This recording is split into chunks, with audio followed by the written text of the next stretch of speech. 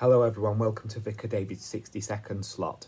Our service this week is going to be an Ash Wednesday service, which obviously we record on Wednesday, but I couldn't let today, February the 14th, go past without doing a quick 60-second slot on this special day, which is of course St. Valentine's Day. And on the face of it, you wouldn't think that Valentine, or Valentinus as he was properly called, was a very likely candidate to be patron saint of couples and partners and those in love, husband and wife, because he, in fact, well, he lived in the late 3rd century, so the 200s, late 200s, and in the late 260s, he lived in an area of Italy, it's close to modern day Rimini, an elderly man, a bachelor, possibly a priest, maybe even a bishop, but he ministered in a time of great persecution of Christians, and he didn't give up his ministry to all the Christian people, the church in that area, so much so that he was summoned before one of the judges and asked to explain himself. In doing so, he managed to convince the judge to bring his adopted daughter, who was blind, and the story goes that Valentinus put his hands on the girl's head and immediately her sight was restored. One other thing which he did do, which possibly could contribute to his modern-day reputation, is that he performed Christian marriages, marrying couples, so that the man, the husband at the time, according to the Roman law, couldn't go off and fight in the Roman legionaries, so rescuing the man from going off for many years as a Roman legionary. But be that as it may seem a little unusual that this person who ended his days as a martyr, he was summoned before the magnificently named Claudius II Gothicus, the Roman emperor at the time, persecuting the Christians.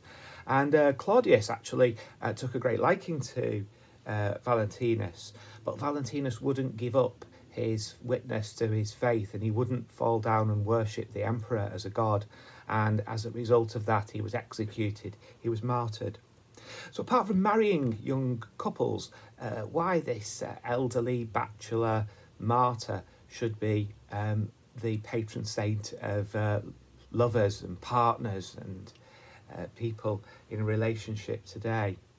Well, perhaps partly one reason is that very faithfulness, that doggedness, that tenacity in his relationship with God, in which one image is that Christ is described as a bridegroom of the church, and in that sense Valentinus was a symbol of fidelity and faithfulness and love.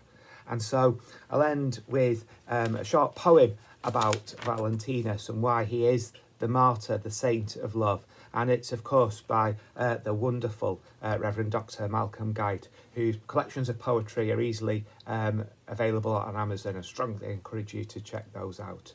So, a poem for Valentine's Day. Why should this martyr be the saint of love?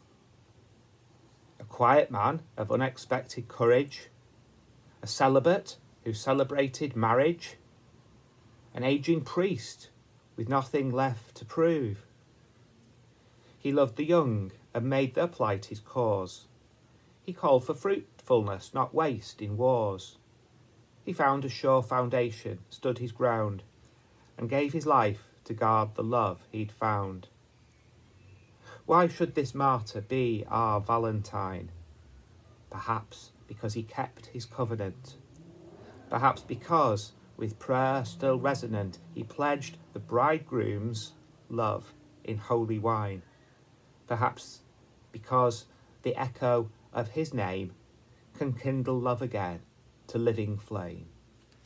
Thank you for watching, and God bless you.